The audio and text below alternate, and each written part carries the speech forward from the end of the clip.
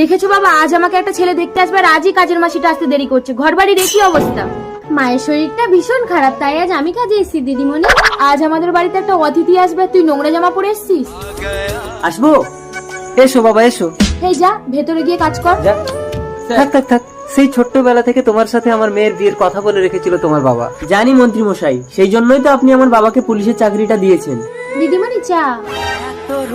ঠিক আছে, ওখানে রেখে দিয়ে যা, নোংরা জামা পরে এদিকে আসিস না।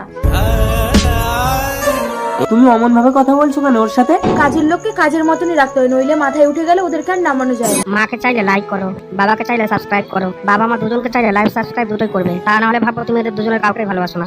দাঁড়াও পুষ্কর, দুপুরে খেয়ে যাবে না? আপনার মেয়ের ব্যবহারে আমার পেট ভরে গেছে, খাবো না, আসি। পুষ্কর, এই মল্লিকা, কাঁদিস না রেনি, তোমার বাবার চাকরিটা কিন্তু চলে যাবে পুষ্কর।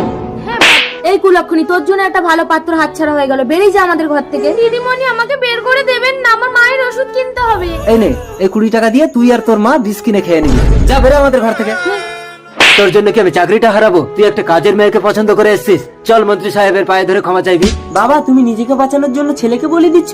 তুই এত বড় কথা বললি পুষ্কর, আজ থেকে আর আমি নিজের কথা ভাববো না রে।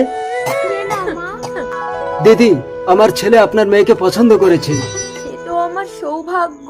মল্লিকা, এবার আমি মরেও শান্তি পাবো রে। ও কথা বলতে নেই মা। চলুন মা, মল্লিকার সাথে আপনাকেও আমাদের বাড়িতে নিয়ে গিয়ে চিকিৎসা করব। দাঁড়াও, পোশাক খোল। এই, তুই একটা মন্ত্রীর গায়ে হাত তুললি? স্যার। বাবা, একটা ওয়ান ডিউটি পুলিশ অফিসারের গায়ে হাত তোলার জন্য তুমি একে গ্রেফতার করো। ভিডিওটি ভালো করে দেখে বলুন পুষ্কর আসলে কে।